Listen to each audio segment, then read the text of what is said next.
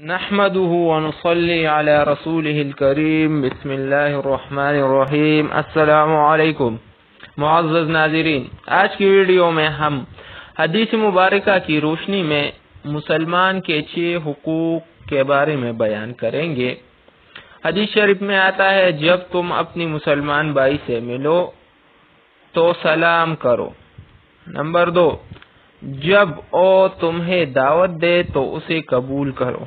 Number 3، جب وہ تم سے خیرخواہی چاہے تو اس سے خیرخواہی کرو۔ نمبر 4، جب وہ چینک کر الحمدللہ کہے تو جواب میں یرحمک اللہ کہو۔ یہ مسلمان کے حقوق ہے۔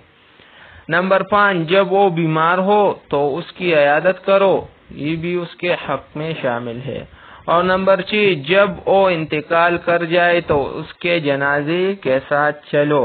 یہ مسلمان پر 6 حقوق ہے جو حدیث مبارکہ میں بیان ہوئے ہیں۔